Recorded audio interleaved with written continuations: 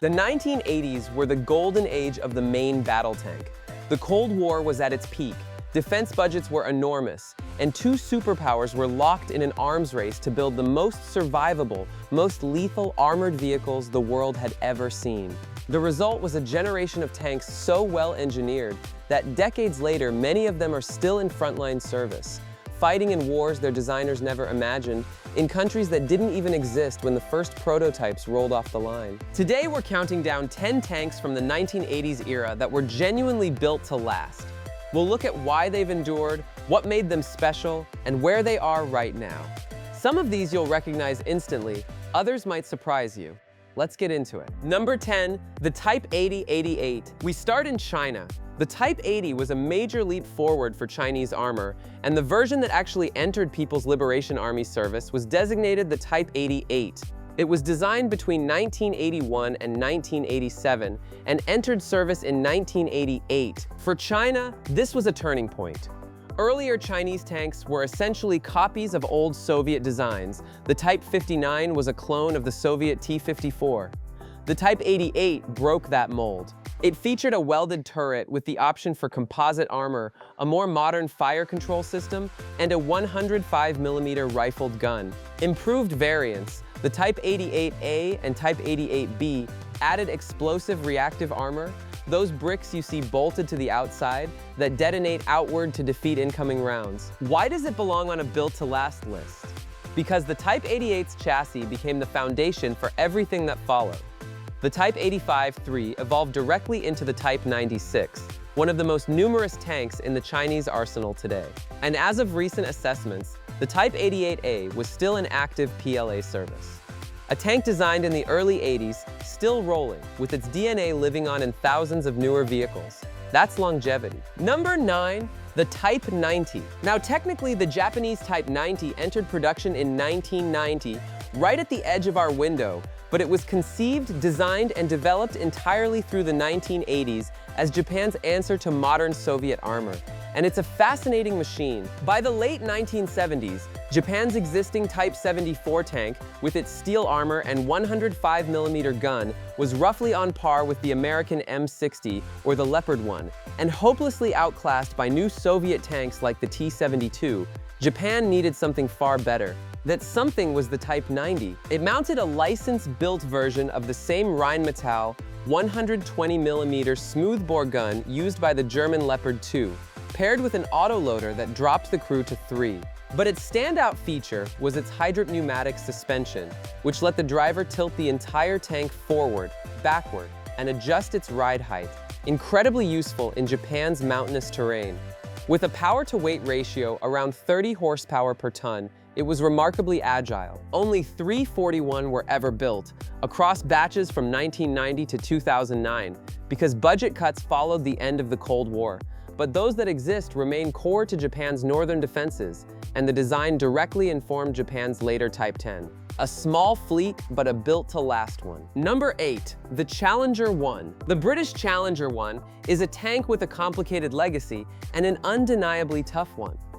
Development began in 1978, and it entered service with the British Army in December 1982. A total of 420 were built between 1983 and 1990. The Challenger 1 carried the Royal Ordnance L11A5 120mm rifled gun and was protected by Chobham composite armor, the revolutionary British-developed ceramic and steel armor that changed tank protection forever. At around 62 tons and up to 70 tons with additional armor modules, it was a heavyweight built for survivability over speed. Its defining moment came in the 1991 Gulf War. Challenger 1s engaged Iraqi armor in some of the largest tank battles since the Second World War, and reportedly destroyed a large number of enemy tanks while suffering no losses to enemy fire, a testament to that Chobham armor and the crews operating it. The British Army retired the Challenger 1 in 2001 in favor of the Challenger 2, but the story didn't end there. Jordan operated its Challenger 1 fleet from 1999 all the way to 2022, and repair and recovery derivatives based on the hull remain in service. 40 years on, the bones of this machine are still working. Number 7, the T-72. Okay, the T-72 technically entered service in the mid-1970s, accepted into Soviet service in 1974, but here's why it earns its place. The T-72 is arguably the most enduring tank design of the entire late Cold War, and its most significant production variants are pure 1980s engineering. The T-72A entered production in 1979, adding ceramic and steel laminate turret armor and replacing the old rangefinder with a laser one. Then in 1985 came the T-72B with greatly improved turret armor and a more powerful V-84 engine. These 80s variants are what made the T-72 a world beater in terms of sheer numbers. And the numbers are staggering.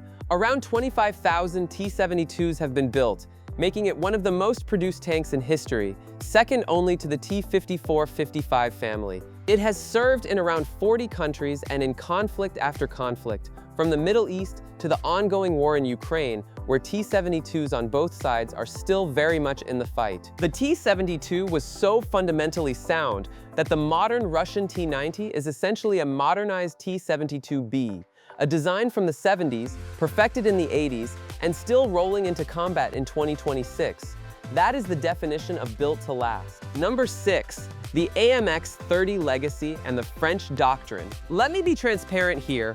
France's headline tank of this era, the Leclerc, didn't enter service until the 1990s. But through the 1980s, France soldiered on with the AMX-30 and its many upgrades, and it's worth understanding why French armor philosophy mattered. The AMX-30 prioritized mobility and firepower over heavy armor, on the theory that a tank that couldn't be hit didn't need to be heavily armored. Throughout the 1980s, France ran extensive modernization programs. The AMX-30B2 brought new fire control, improved transmission, and night fighting capability, keeping a 1960s design relevant deep into the late Cold War. That upgrade-driven philosophy, keep the platform, modernize the guts, is exactly the mindset that lets old tanks last forever. Rather than building entirely new vehicles, you continuously improve a proven chassis. It's the same logic that keeps T-72s and M1s relevant today. The AMX-30's later service life, stretching to the very end of the Cold War and beyond in export users, shows how doctrine, not just steel, determines how long a tank survives. Number 5, the Merkava Mk.2. Now we get to one of the most distinctive tanks ever designed, and one built around a single obsessive priority: keeping the crew alive. The Merkava Mk.1 entered Israeli service in 1979, and the improved Merkava Mk.2 was first introduced in April 1983, incorporating lessons learned from the 1982 Lebanon War. This is a tank shaped by hard battlefield experience. The Merkava's most famous feature is its front-mounted engine. On almost every other tank in the world, the engine sits at the back. Israeli designer Israel Tal put it up front deliberately so that the engine block itself becomes an extra layer of armor protecting the crew from frontal hits.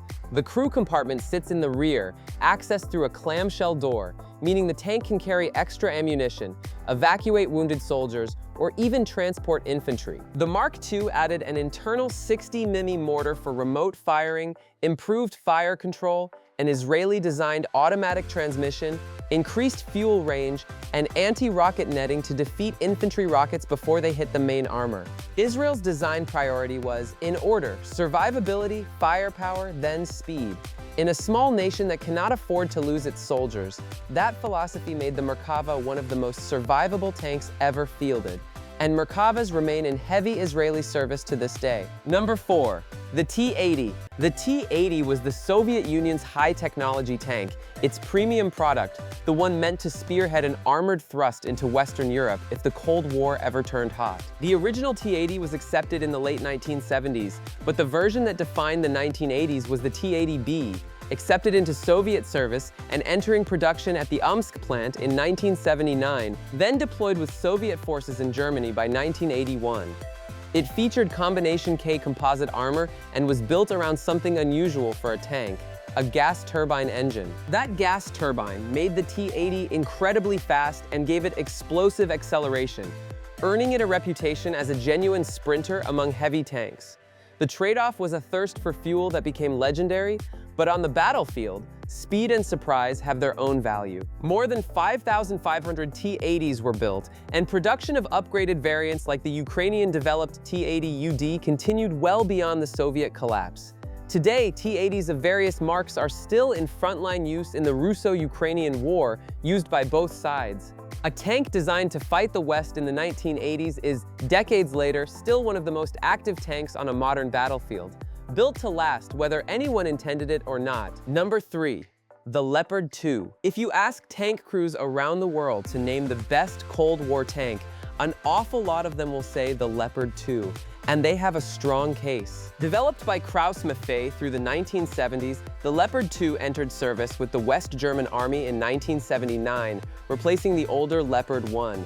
It came armed with the superb Rheinmetall 120mm smoothbore gun, a weapon so good the Americans adopted it for the Abrams, along with spaced multi-layer armor and an advanced fire control system that gave it a very high first-hit probability against targets up to 2 kilometers away. But here's what makes the Leopard 2 a built-to-last champion: its upgrade path. The early models, up to the Leopard 2A4, had vertically faced turret armor. From the 2A5 onward, designers added that distinctive angled, arrow-shaped applique armor on the turret front, plus continuous improvements to electronics, protection, and the gun. Over 3,500 Leopard 2s have been built, and the platform has gone through version after version, all the way to the modern 2A7 and 2A8. Today, the Leopard 2 serves in Germany and over a dozen other European nations, plus Canada, Chile, Indonesia, Singapore, and more. It has fought in Kosovo, Afghanistan, Syria, and Ukraine. Its anticipated service life stretches toward 2030 and beyond. A 1979 design still considered world-class in 2026, that's engineering that refused to age. Number 2. The K1-88 tank. South Korea's K1 tank is one of the most underrated armored vehicles of the entire Cold War, and one of the clearest examples of a tank built to last through constant evolution. Development began in the late 1970s when South Korea faced the very real threat of massive North Korean armored formations pouring across the DMZ. At the time, many South Korean units still relied on aging American M48 Patton tanks, which were becoming dangerously obsolete against newer Soviet-designed armor in the north. Seoul needed a modern main battle tank fast, but it also needed one its own industry could eventually sustain and improve domestically. The result was the K1, often nicknamed the Type 88 after the year it officially entered service in 1988. Designed with major American assistance from Chrysler Defense, the same company behind the M1 Abrams, the K1 shared some visual similarities with the Abrams, but was tailored specifically for Korea's mountainous terrain and narrower roads. The tank used a German-designed 105mm rifled gun, advanced composite armor, computerized fire control, and a powerful diesel engine that gave it excellent mobility. Unlike the gas turbine-powered Abrams, the K1's diesel engine was more fuel-efficient and easier to maintain in Korean conditions. The suspension system also allowed excellent cross-country movement over rough terrain, making it highly effective in the hills and valleys of the peninsula. But what truly earns the K1 a place on this list is what happened afterward. Rather than becoming obsolete, the platform continuously evolved. The improved K1A1 upgraded to a 120mm smoothbore gun, comparable to Western NATO tanks. Later K1A2 variants added modern battlefield electronics, digital command systems, improved thermal sights, and upgraded survivability features. South Korea then used the experience gained from the K1 program to help develop the far more advanced K2 Black Panther, one of the most sophisticated tanks in the world today. And yet, despite the arrival of the K2, the K1 family remains in active frontline South Korean service nearly 4 decades after its introduction. That's the hallmark of a tank built to last. Not just surviving long after its debut, but evolving continuously without losing relevance. Number 1, the M1 Abrams. And at number 1, there was really only one choice: the M1 Abrams. The first M1 Abrams entered U.S. Army service in 1980.